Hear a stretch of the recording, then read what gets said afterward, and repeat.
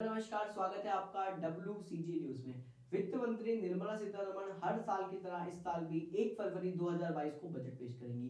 नई घोषणाओं और नई परियोजनाओं का ऐलान होगा, लेकिन पिछले साल और उससे पहले भी वित्त मंत्री ने आम आदमी के जीवन को सरल बनाने और इकोनॉमी को बूस्ट करने के लिए कई घोषणाएं की थी। इनमें हेल्थ एजुकेशन से लेकर बिजनेस तक के कई बड़े ऐलान किए गए थे, लेकिन बीते साल की बहुत सारी घोषणाएं अब तक पूरी नहीं हुई हैं।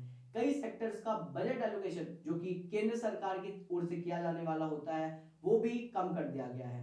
ओलंपिक ईयर में यानी 2021 में खेलों में मेडल जीतने का श्रेय लेने के लिए होड़ मची रही, लेकिन सरकार ने खेल बजट भी कम कर दिया था। साल 2020 में सरकार ने 2827 करोड़ रुपए का खेल बजट घोषित किया था। बाद में कोरोना महामारी के कारण टोक्यो ओलंपिक और घरेलू टूर्नामेंट टल गए और सरकार ने बजट घटाकर 1878 करोड़ कर दिया। इसके बाद साल 2021 में 2596 करोड़ रुपए का खेल बजट घोषित किया गया, जो बीते साल के मूल बजट की तुलना में करीब 231 करोड़ रुपए कम था। यही नहीं, प्रधानमंत्री मोदी हमेशा स्वास्थ्य से जुड़ी रिसर्च पर जोर देते हैं, लेकिन पिछले बजट में हेल्थ केयर रिसर्च के खर्च को लगभग आधा कर दिया गया। वित्त मंत्री ने 2021 के लिए डिपार्टमेंट ऑफ हेल्थ रिसर्च को 2663 करोड़ रुपए आवंटित किए थे। यह वित्त वर्ष 2020-21 के रिवाइज एस्टीमेट 4062 करोड़ रुपए से 34.4% कम है।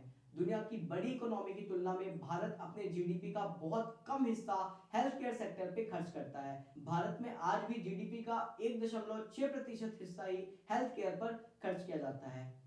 सरकार के एजेंडे में संस्कृति की खास जगह होने के बावजूद संस्कृति मंत्रालय का भी बजट घटा दिया गया। इससे ऐतिहासिक बिल्डिंग्स के रखरखाव का काम अटक गया। आम बजट 2021 में संस्कृति मंत्रालय के लिए 2688 करोड़ रुपए आवंटित किए गए थे, जो पिछली साल की तुलना में 461 करोड़ कम थे। संसद की एक समिति ने बीते साल कहा था कि संस्कृति मंत्रालय के बजटीय प्रावधान में भारी कटौती से देश की सांस्कृतिक विरासत पर प्रभाव पड़ा है। भारत की आबादी में करीब 50% महिलाएं हैं, जो कि देश की जीडीपी में 18% का योगदान देती हैं। ऐसे में उनके सामने आने वाली चुनौतियों के समाधान के लिए काफी कुछ किया जाना है, लेकिन आम बजट 2021 में महिलाओं और बच्चों के अहम सामाजिक सुरक्षा कार्यक्रम के लिए आवंटन घटा दिया गया था। पोषण योजना के बजट आवंटन में 27% की भारी कटौती करते हुए इसे 3700 करोड़ रुपए से घटाकर 2700 करोड़ रुपए कर दिया गया।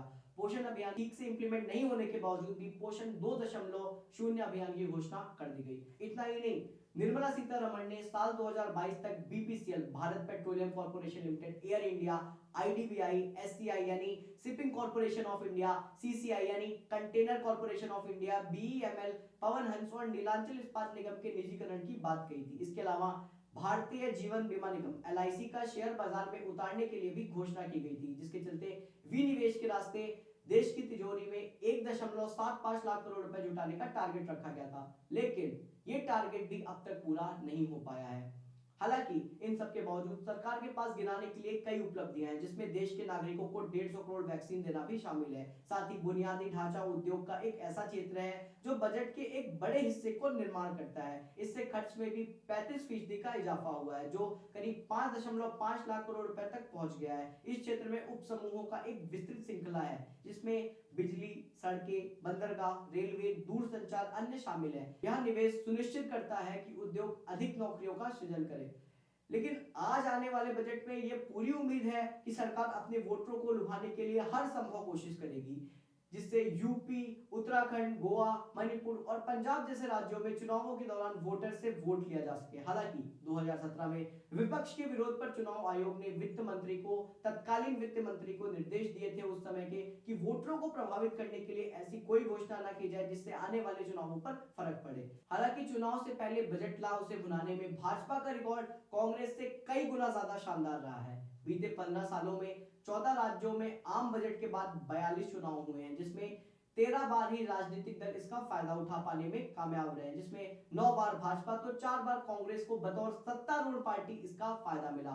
तमाम खबरों के लिए देखते रहिए WCG न्यूज। बहुत बहुत शुक्रिया।